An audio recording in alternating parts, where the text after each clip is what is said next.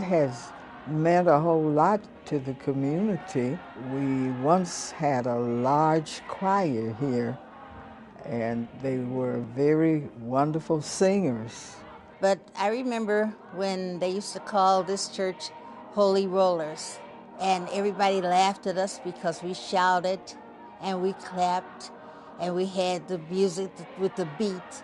This church was one of the first churches that had a band, one of the first churches that had a choir, one of the first churches to have a live radio broadcast. Once known simply as Fortieth because of its location at 40th and State Streets, Roberts Temple was renamed after its founder, Bishop William Roberts, who built it into the largest Church of God in Christ church in the nation. In 1955, it became world famous when 50,000 people came to view the body of Emmitt Till, who was murdered by racists in Mississippi. To learn more about Roberts Temple and its legacy, let's welcome Sharon J. Roberts, granddaughter of Bishop Roberts, and we also welcome Sharon A. Hayes, Bishop Roberts' great-granddaughter. And we welcome Andrew Booker III, an elder at Roberts Temple. Thank you to all of you for being here today. Thank you for having us. Thank you. First of all, when Bishop Roberts founded the temple in 1916, can you speak a little bit about what it was like for them to come to Chicago with the church? Well, what I've heard is that he was sent by Bishop C.H. Mason, which is the founder of the Church of God in Christ Incorporated. And he sent my grandfather to Chicago because I think he had sent someone else here and it didn't work. Okay. It couldn't be done. And so when Bishop Roberts was sent, he cased the place out and he said it can be done. And it was done. And Papa Clearly. founded Roberts Temple, Church of God in Christ in 1916, December 25th. Okay, a Christmas church. Yes. Awesome. And why did people flock to this church? Well, it was one of a kind from what I hear. It was a holiness church, a Pentecostal church. Okay. They called them Holy Rollers. They would fall out and shout and speak in tongues as the Bible states. And it was just different. And it drew people would belong to other denominations, the Baptists and the CME and the Methodists, but they would come to Roberts Temple just to see. And whatever it was that Roberts Temple was giving out, it attracted them to the point where it became the first mega church in Chicago. And that was also the Church of God in Christ. Okay, excellent. And you said a little bit about what worship was like at Chicago's height. Is that still what worship is like at a Church of God in Christ in Chicago? Is that still what worship looks like at Roberts? It is. Inside of our denomination and churches at large, it's still free worship. It's still a church, still based on love and just having that authentic relationship with God. So it's still relevant today. It's something that you can see all throughout Chicago, and it all started there, right there at Roberts Temple. Fabulous. And the church isn't just in Chicago. Can you speak just a little bit more about the denomination? Well, we're a little over 6 million strong. We're in every country. We're just everywhere. We have over 400 in the city of Chicago alone.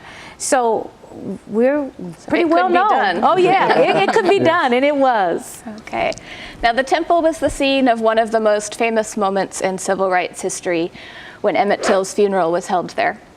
How did Bishop Roberts, who I believe was the second Bishop Roberts, how did he deal with the pain and the anger that the community felt around that?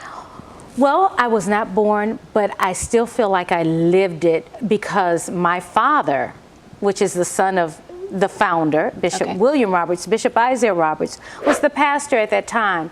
Emmitt Till's grandmother was one of the mothers of our church. And so quite naturally, the family wanted Emmitt Till's body to be brought back. From what I remember, it was just very, very hard, a very difficult time. I remember going over to Emmitt Till's grandmother's home, and the pictures were there, and it was just kind of solemn. And you know, you can only imagine how this mother felt with her son, 14-year-old son, being murdered.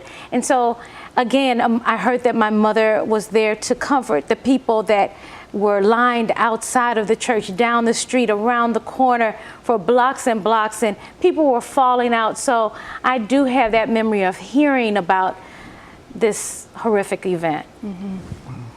Do you think that still plays a role in the congregation today? It does. It does. One of the great things about our church is not only our church; it's still vibrant. But we have a plethora of members. Messing that word up. They're senior, but they also have, not only do they have God on their side, but they have the history of knowing from which they came. So we have a lot of members that knew what it was like during that civil rights time. They know what it was like to stay with the Lord even when the economic situations wasn't the best. So it's something that I really glean from. I just love being there, and every church don't have what we have with that history. The treasure. Yeah, it really is a golden treasure. Like I just said, one of our members just celebrated their 97th birthday. Their mother and grandmother lived to be 101 years old, who was a great impact on our life and our church at large. So it's really a blessing to be there. Excellent. Now, Sharon, you're one of the first family that founded this church. Can you tell us a little bit about what your involvement in the church has been about? Sure. So I'm the great-granddaughter of the founder and granddaughter of Bishop Isaiah Roberts, my mom's father. And what I learned as a little girl, I was with my grandparents all the time, and we went to go visit the sick, whether they be at their homes, or nursing homes, hospitals, and that became a passion. So as a little girl, it became something I had to do, but as I got older, it became a passion of mine.